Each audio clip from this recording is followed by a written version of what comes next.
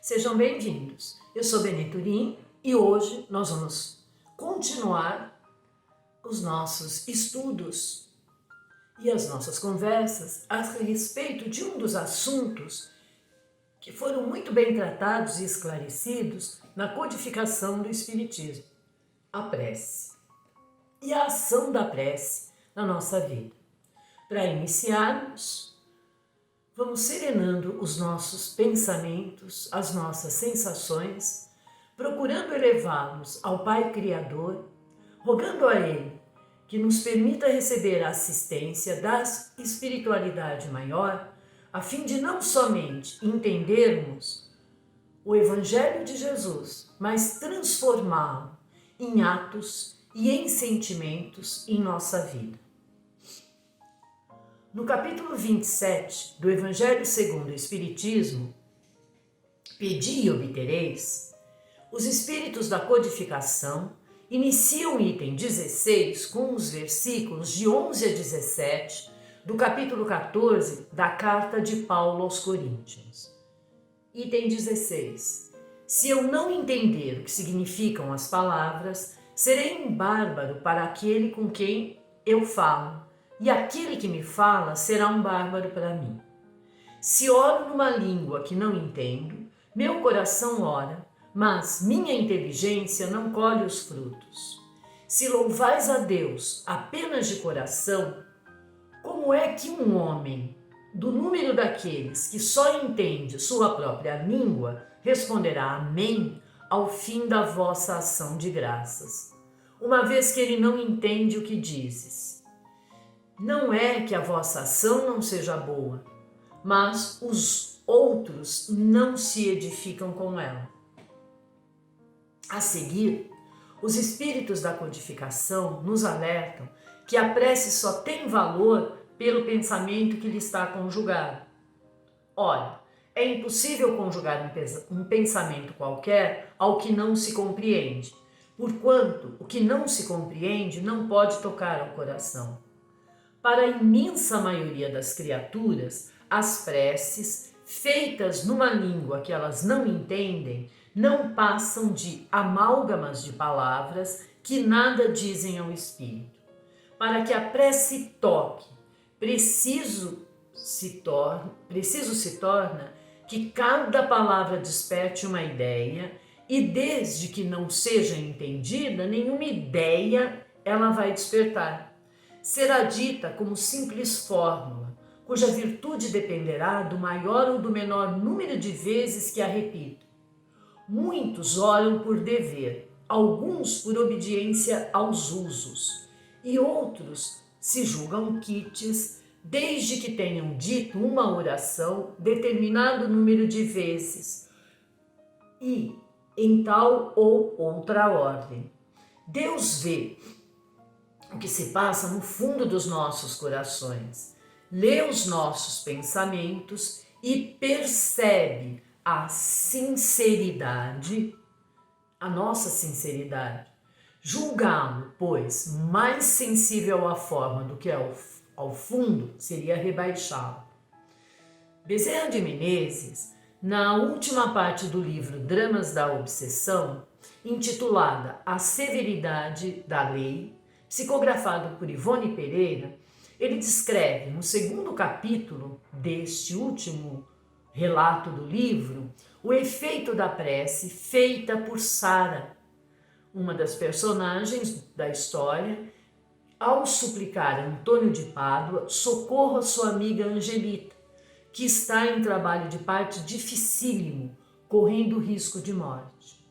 Embora Sara dirija sua rogativa a Antônio de Pádua, o espírito que atende à prece é Bezerra de Menezes, recebendo a mensagem em pensamento enquanto participava de uma reunião espiritual na qual ele e outros espíritos voltados ao bem oravam a Deus por todos os desvalidos da terra. Bezerra diz que sente uma vibração intensa e, a partir daí, houve as recomendações de Antônio de Pádua para ir a socorro de Angelita, residente numa cidade do estado do Rio de Janeiro, e esse tempo era 1910. Bezerra, ao entrar no lar de Angelita, descreve a jovem Sara em oração. Entrevi a qualidade do cristão sincero, dado que uma coluna luminosa, serena, vertical, límpida, firme, agêntea e bela elevava-se do seu coração pelo ardor da prece à procura de proteção do mais alto. Ora, essa coluna, traduzindo propriedades magnéticas poderosas, fora o que provocara a atenção da espiritualidade superior e a respectiva ordem por mim recebida para urgentemente partir em socorro a uma parturiente em perigos extremos.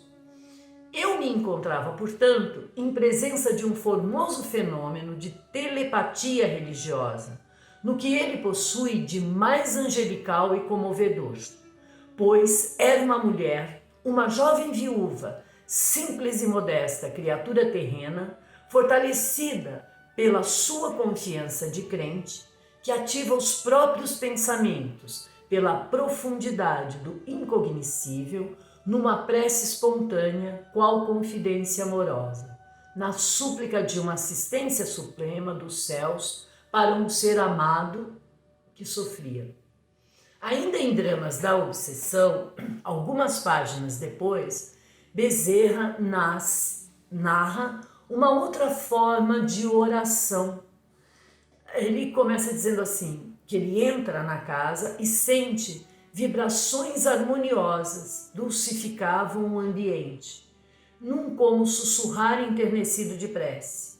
Mas ninguém orava, pelo menos julgava não orar a personalidade que de si despendia tão sedutoras irradiações. Sim, porque nem sempre uma prece é real somente quando se dirijam exortações a Deus ou aos seus mensageiros no intuito de oração. Uma leitura edificante, que retempere e enobreça a mente. Pensamentos altruístas e beneficentes em favor do próximo ou de si mesmo poderão repercutir nos fluidos cósmicos, encaminhando para os altos círculos do bem e daí carrear para o coração, que assim procede, como também para aqueles que lhes ficam ao pé, consideráveis estímulos para melhor, tal como faria uma prece propriamente dita. Notamos então, pela descrição de Bezerra de Menezes, que a prece não é simplesmente aquele momento em que nós nos recolhemos nos nossos aposentos e elevamos os nossos pensamentos ao Criador. A prece, ela acontece com toda a atitude bondosa, com todo o nosso trabalho para o bem. Mesmo quando a gente está estudando, quando a gente está ouvindo música, quando nós estamos conversando, quando nós pensamos em alguém, lembramos alguém que palmilha com a gente por essa terra, nesses momentos, se emitimos bons sentimentos, se colocamos a força, a alavanca da vontade, a desejar o bem, a desejar a prosperidade, a desejar a saúde, dessa forma nós estamos em prece. Então, a prece, ela deve ser incorporada ao nosso viver, ao nosso existir. Vigiarmos, fazermos sempre o melhor, pensarmos sempre o melhor e coibirmos qualquer sentimento malsão, qualquer pensamento malsão. É uma forma de prece, é a forma de prece que agrada a Deus, essa que nos faz bem e que faz bem àqueles que estão ao nosso lado. Continua ainda no item 18, os espíritos nos recomendando sobre a prece àqueles nossos irmãos desencarnados que estão em sofrimento. Os espíritos nos alertam que os espíritos desencarnados, sofredores, reclamam preces, necessitam delas e que para eles essas preces são muito proveitosas. Nas palavras dos espíritos, verificando que há alguém que pense neles, eles menos abandonados se sentem, menos infelizes se sentem. A prece tem sobre esses espíritos uma ação direta, reanima-os, incute-lhes o desejo de se elevarem pelo arrependimento e pela reparação, e possivelmente desvia-lhes dos maus pensamentos. É nesse sentido que a prece não só pode aliviar, como abreviar o sofrimento daqueles nossos irmãos desencarnados. Na palavra dos espíritos da codificação, pessoas há que não admitem a prece pelos mortos, porque, segundo acreditam, a alma só tem duas alternativas: ou ela é salva, ou ela vai ser condenada a penas eternas, resultando, pois, em ambos os casos, inútil a prece. Sem se discutir o valor dessa crença, admitamos só por alguns instantes a realidade das penas eternas e irremissíveis, e que nossas preces sejam impotentes para lhes pôr termo. Perguntamos se nessa hipótese será lógico, será caridoso, será cristão recusar a prece aos réprobos, pois tais preces, por mais impotentes que fossem para os liberar, não lhes seriam uma demonstração de piedade capaz de abrandar-lhes os sofrimentos?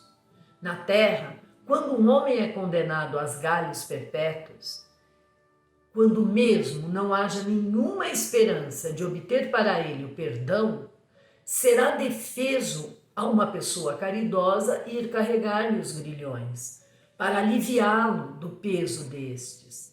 Sendo alguém atacado de mal incurável, dever-se-á, por não haver para o doente esperança alguma de cura, abandoná-lo, sem lhe proporcionar qualquer alívio? Lembrai-vos de que entre os réprobos pode-se achar uma pessoa que vos foi cara, um amigo, um pai, uma mãe, um filho, e dizeis se, não havendo, segundo credes, possibilidades de ser perdoado esse ente, lhes recusareis um copo d'água para lhe mitigar a sede? Um bálsamo que lhe seque as chagas? Não fareis por ele o que fareis por um galho? Não lhes dareis uma prova de amor, uma consolação? Isso não seria cristão. Uma crença que petrifica o coração é incompatível com a crença em um Deus que põe em primeira categoria dos deveres o amor ao próximo. Na eternidade das penas, a não eternidade das penas não implica na negação de uma penalidade temporária, dado não ser possível que Deus, em sua justiça, confunda o bem e o mal. Ora, negar nesse caso a eficácia da prece fora negar a eficácia da consolação, do encorajamento e dos bons conselhos. Fora negar a força que ao irmos da assistência moral daqueles que nos querem bem. Outros se fundem nessa razão mais especiosa, a imutabilidade dos decretos divinos. Deus, dizem esses, não pode mudar suas decisões a pedido das criaturas. A não ser assim, careceria de estabilidade o mundo. O homem, pois, nada tem a pedir a Deus, só lhe cabendo submeter-se a ele e adorá-lo. Há nesse modo de raciocinar uma aplicação falsa do princípio da imutabilidade da lei divina, ou melhor, a ignorância da lei, no que concerne à penalidade futura.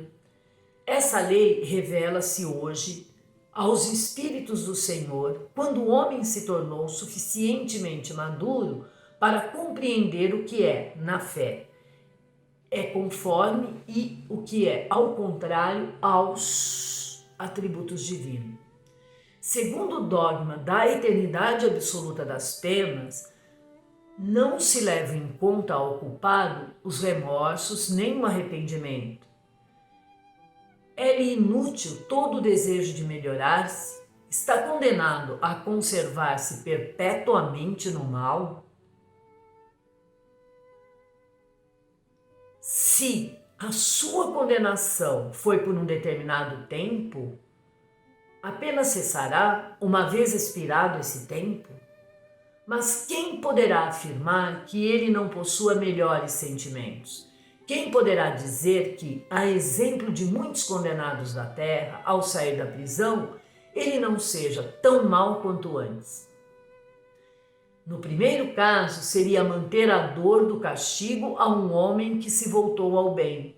E no segundo caso, seria agraciar a alguém que continua persistindo no mal. A lei de Deus é mais previdente, sempre justa, equitativa e misericordiosa. Ela não estabelece uma pena, qualquer que seja, e muito menos uma pena com uma duração, né? Se você cometeu um erro, então sofra durante um século e você está perdoado. Nós sabemos, segundo a codificação do Espiritismo, que erramos porque somos espíritos imperfeitos. E nos é dada a cada encarnação e a cada nascer do sol a oportunidade de corrigirmos as nossas pisadas, de corrigirmos os nossos erros, de conquistarmos com a nossa mudança, com o nosso trabalho, o perdão dos nossos irmãos, aqueles a quem prejudicamos, inclusive através da prece, para que nós nos trabalhemos intimamente, nos reeduquemos para assim conquistar o desejo e a perfeição e a evolução que Jesus e que o Pai Criador espera de nós. Para isso nós temos as leis naturais e seguimos a lei da evolução. Tudo evolui, tudo concorre para o bem, como diz Paulo. Pois bem, se o homem sofre sempre a consequência das suas faltas, não há uma só infração à lei de Deus que fique sem a correspondente punição. Nós não temos um Deus punitivo. Nós temos um Deus de amor, um Deus de educação, um Deus de consolação, um Deus que nos diz: amai ao próximo como amas a si mesmo. Então, está intimamente ligado o amor que eu tenho a mim mesma pelo amor que eu tenho ao meu próximo. Eu e o meu próximo temos a mesma importância, a mesma significância. Somos todos criaturas de Deus. As leis divinas estão escritas no nosso inconsciente, na nossa consciência espiritual, na nossa mente. E nós estamos aqui caminhando para seguirmos essas leis. É essa a nossa linha de evolução. Vivermos na felicidade plena ao seguirmos as leis criadas por Deus, para exatamente esse fim, que é a vida eterna.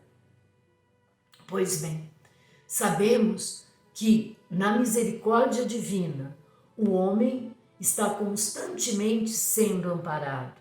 E uma das formas de nós nos ampararmos mutuamente é a prece, tomando o devido cuidado para fazermos a prece a favor daqueles nossos irmãos desencarnados com todo o amor, com todo o cuidado, para não transformarmos uma prece numa invocação. Todo aquele nosso ente querido, nosso irmão, nosso conhecido, nosso desafeto até, que parte para a pátria espiritual, merece, conquistou a liberdade deste corpo físico.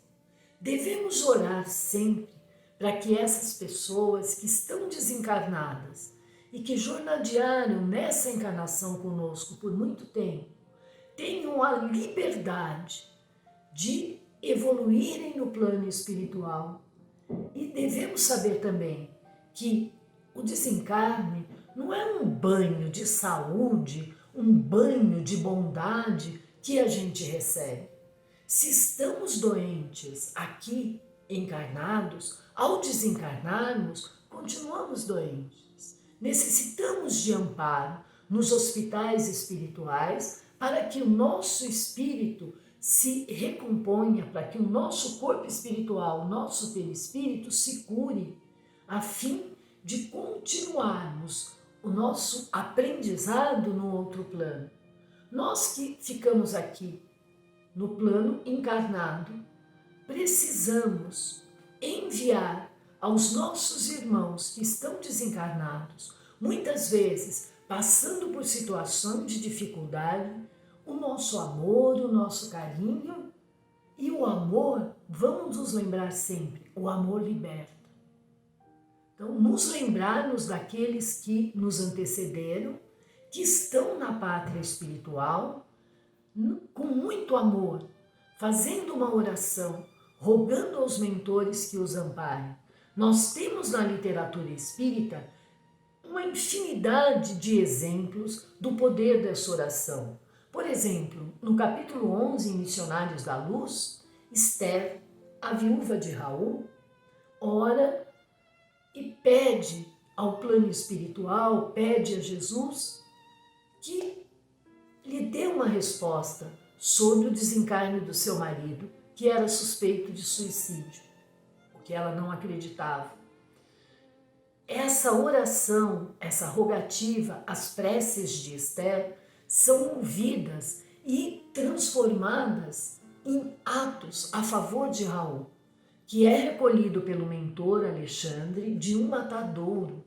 Esse espírito estava lá sendo vampirizados por entidades muito cruéis por conta dele ter cometido suicídio. Raul é retirado daquele lugar, daquele estado terrível, e é levado a se recuperar numa casa espírita, num hospital espiritual.